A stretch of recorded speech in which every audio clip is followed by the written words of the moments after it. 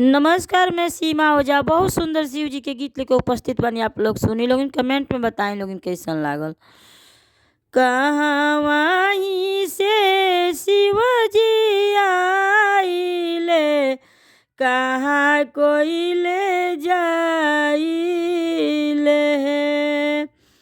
कहवा ही से शिव जी आइले, कहाँ कोई ले जाइले है। माई है कहवा में पड़ेला पड़ावइले, शिव के आसन है। माई है कहवा में पड़ेला पड़ावइले, शिव का आसन है। पर्वत से शिवजी आइले, कैलाश कोई ले जाइले है।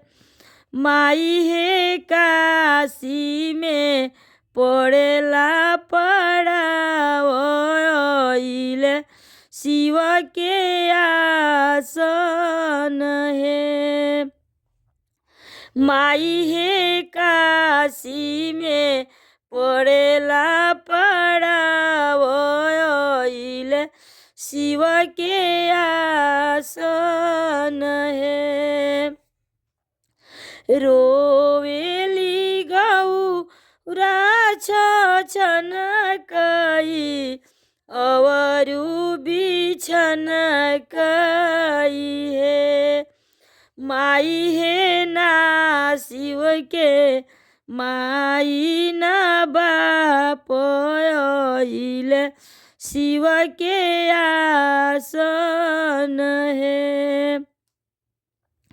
माई है ना शिव के, माई ना बाप अइले, शिव के आसन है।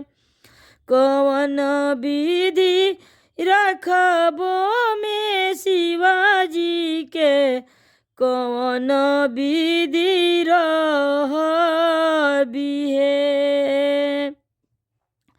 माई है के बनी है बसाहा बैलवा, शिवजी ऐनी पाहुन है। माई है के बनिए बसाहा बैलवा, शिवजी ऐनी पा